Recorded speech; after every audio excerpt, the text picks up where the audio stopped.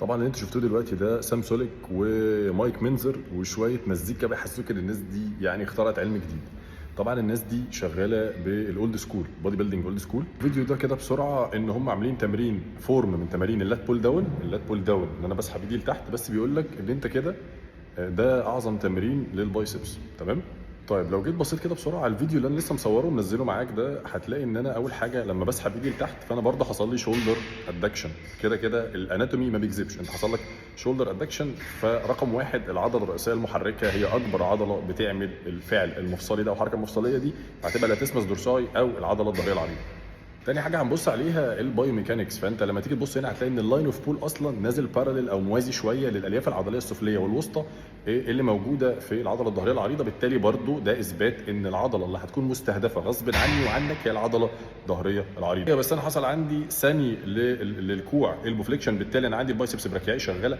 ما قلتش ان هي مش شغاله، بس هي مش برايم موفر. هي ممكن تكون عضله بتساعد في الحركه بس مش هي العضله الاساسيه المنتجه للحركه. هو الراجل ده بيقول لك ان المفروض بقى ان التمرين ده مختلف وان هو بيتارجت الانسيرشن مش الاوريجن. يعني بدل ما انت بتلعب بايسبس عادي، بايسبس عادي زي ما هنشوف الفيديو اللي شويه بلعب من تحت لفوق، لا ده انا مثبت الجزء اللي هو اللي تحت ده وبلعب بسحب الانسيرشن هو اللي بيتحرك. يعني انا عمال احرك في يعني يعتبر ان الكوع هنا ستيشنري شويه والحركه كلها حوالين الشولدر.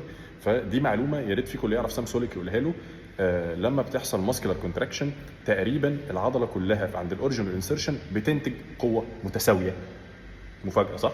برضه ما حدش يجي يقول لي انت عكست الاوريجن والانسيرشن. ما تركزوش في فكره الاوريجن والانسيرشن، المهم انت تبقى عارف البوينت اوف اتاتشمنت او نقاط التصاق العضله. يعني نقول البايسبتال جروف او نقول الكوراكويد بروسيس والريديال تيبروستي. انا عايزك تعرف ان العضله بتبدا فين وبتخلص فين. انا قصدي ان بدل ما احنا بنخلي الحركه حوالين النقطه اللي ناحيه الريديال تيبروستي فاحنا خليناها ناحيه كده. واحد تاني جاي يقول لي بس البايسبس براكياي من وظيفتها السوبينيشن، ان انا بقلب ايدي وان انا بعمل البو فليكشن وان انا بساعد في فليكشن اسيست في الفليكشن. واحنا فعليا عملنا حركتين من الحركتين المفصلتين دول.